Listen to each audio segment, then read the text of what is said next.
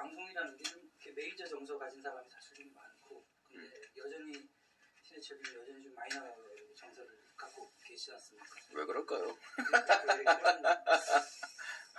좀또 비결이란 말이 좀 이상한 거고 본인 굉장히 피곤한 적일 수도 있을 텐데, 사실 뭐 먹고 사는 데나 이런 데 별로 도움이 안 되는 그런 발언들이나 이런 것 상당히 회방이 되는, 사실은 도움이 안 되는 선에서 끝쳤으면 되는데 사실은 회방이 돼요. 그렇죠.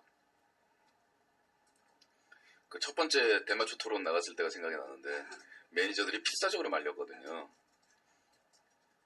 근데 내가 CF를 거의 안 하잖아요. 아주 초창기 빼놓고.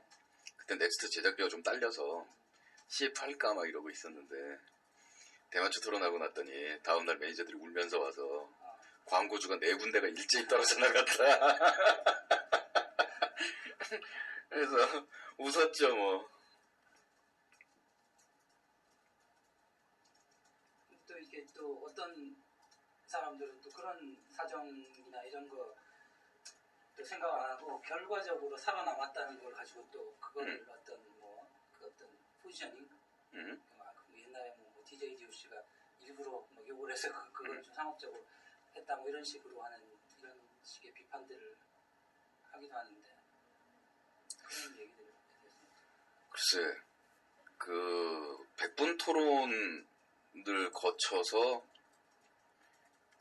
그 여론에 맞아서 파탄이 날 수도 있는 행위를 반복하고도 결과적으로는 오히려 이제 와선 말입니다. 100분 토론을 한 번, 두 번 나갈 때는 주위에서 사람들이 필사적으로 말렸는데 4번째쯤 되고 나니까 100분 토론으로 새로운 포지셔닝이 됐다라는 식으로 또 평가하더라고요.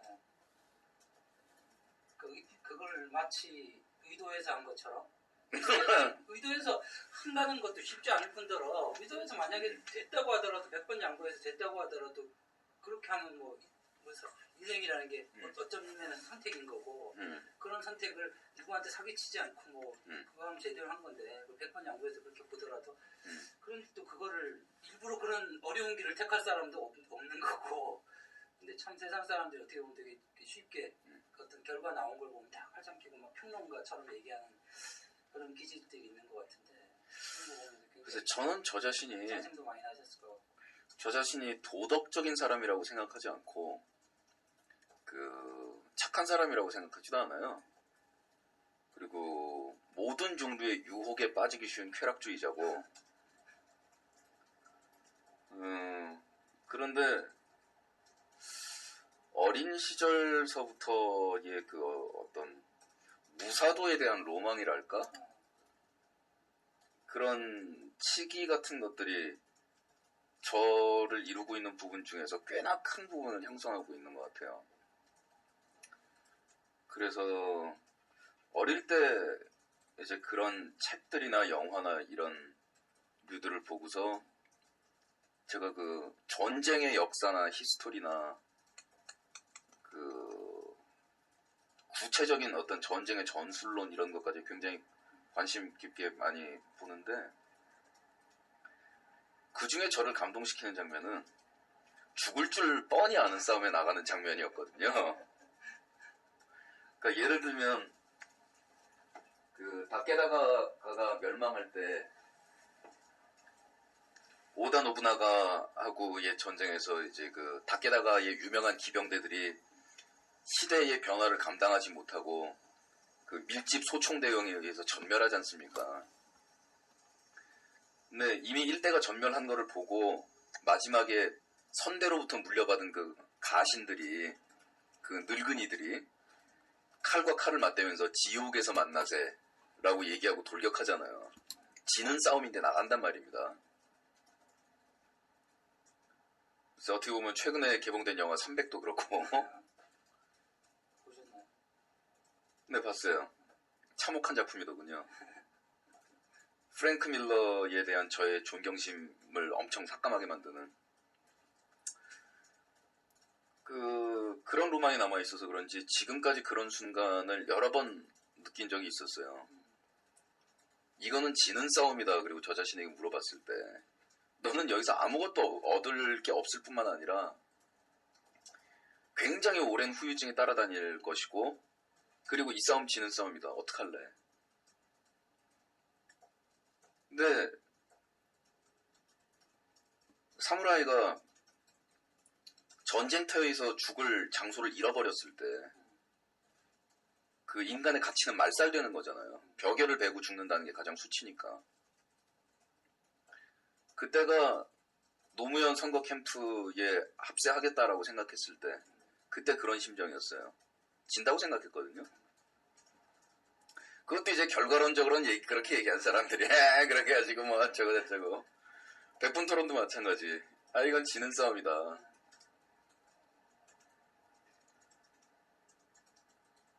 결국 뭐 사실은 하나하나의 싸움에서는 사실 졌다고 볼 수도 있는데 이제 긴 싸움에서 좀 다를 수 있을 거고 지금의 어떤 그 대중들이나 이런 사람들의 좀 그런 걸 볼 때 뭐 한국 사람들은 뭐 5% 이상이 옹호하지 않을 1%나 될래나 옹호하는 사람은 더군다나 우리나라에서의 그 연예인이라는 그 취약자의 입장,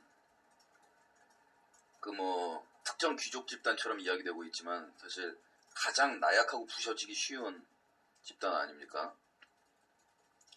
거기서 이제 지는 싸움을 나간다라는 거는 1패가 나를 그냥 한 번에 날려버릴 수도 있는 거거든요, 사실은.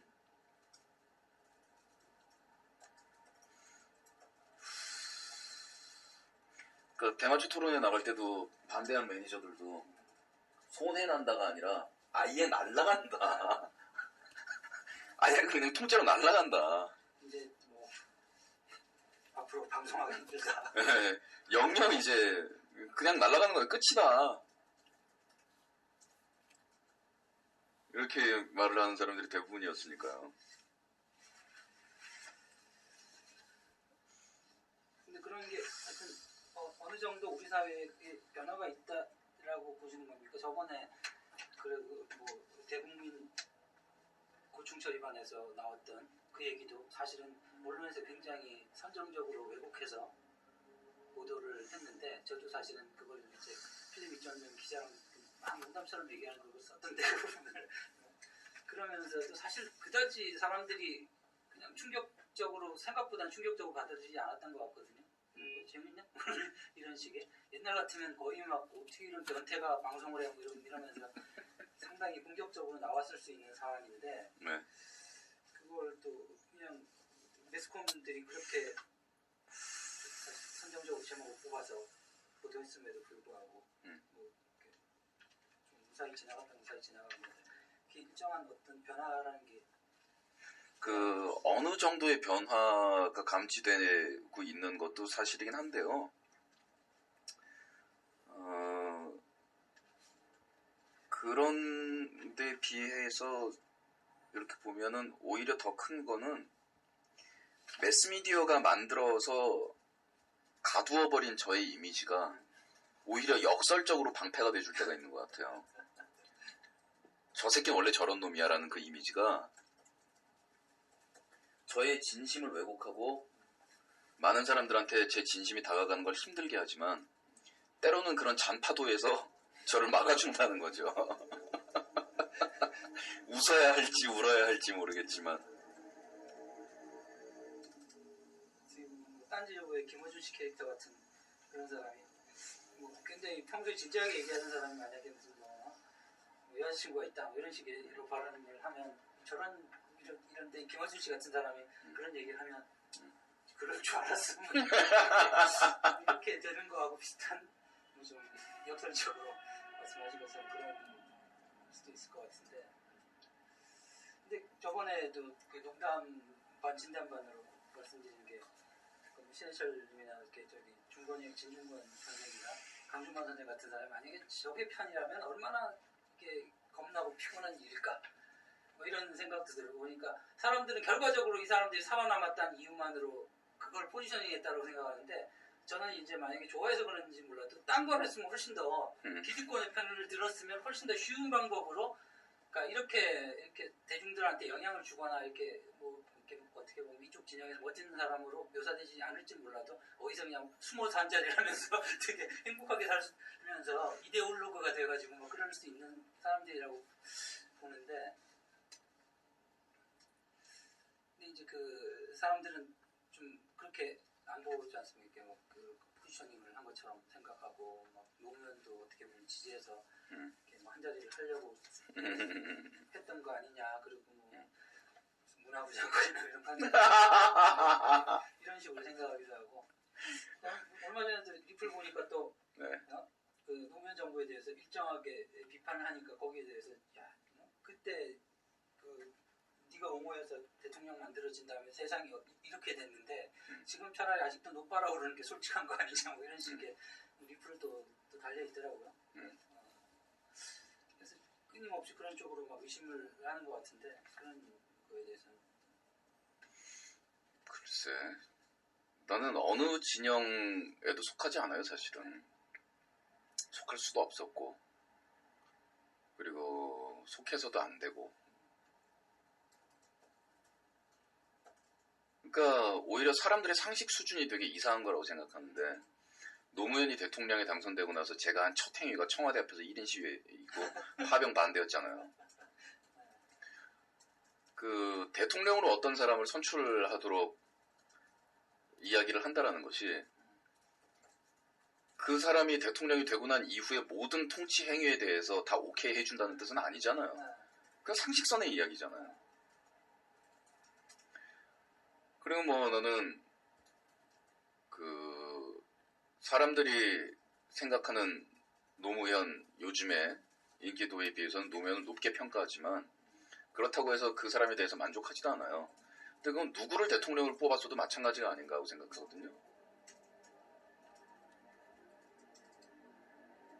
그 얘기는 저하고 이제 대선 끝나고 또 말씀하셨기에 이제 혹시 대통령한테 원하는 거 뭐 바란 게 있느냐, 뭐 정책적이나 이런 거라도, 그랬더니 그건 뭐 우리가 싸워야지 뭐 대통령한테 바랄 게 뭐 있어요, 이렇게 말씀하시는데, 그게 이제 정답인 거 그렇게 계속 해오신 것 같은데, 근데 사람들이 보면 자꾸 그런 얘기를 하는 것도, 손석희 교수한테 자꾸 뭐 정치할 거 아니냐 이렇게 물어보는 것도 아직도 이렇게 정치 영역을 대중 스스로가 굉장히 높이 평가를 하기 때문에 그런 것 같다는 생각이 들거든요. 네.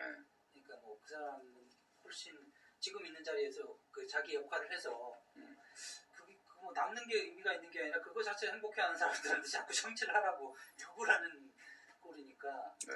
그러니까 그런 점을 봐도 좀 이렇게 뭔가 대중들의 어떤 정치를 막 그 씹으면서도 이중적인 뭐 그런 정치를 동경하면서 또 쑤씹는, 그게 또 연예인들 바라보는 태도하고 비슷한 것 같은데, 동경을 하지만 꼬투리만 한번 잡히면 그냥 완전히 막 짓밟아버리는 게 또 대중들 아닙니까?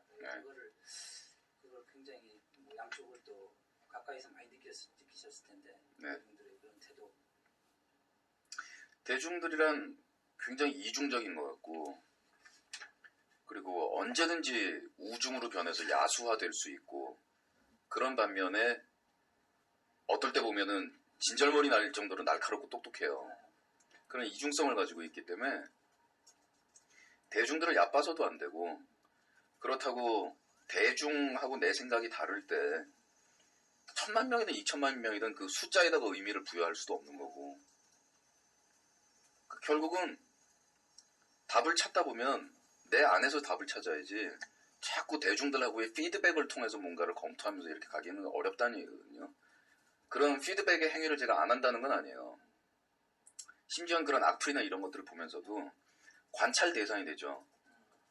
그 대중들을 관찰한다는 건 재밌어요. 자기들은 어떤 원숭이로서 연예인 신해철을 관찰할지 모르지만, 저는 집단으로서의 대중들을 대단히 흥미롭게 고교 시절 이전서부터 관찰해왔거든요. 흥미로운 대상이에요, 대중은. 굉장히 조숙하셨네요. 그래서 철학가. 글쎄요, 조숙했나요? 조숙해질 수밖에 없는 환경이었던 것 같지만, 어떤 부분은 대단히 늦됐고 어떤 부분은 너무나 조숙했고, 그래서 굉장히 불균형한 상태의 그 약골 오닥구 청소년이었달까?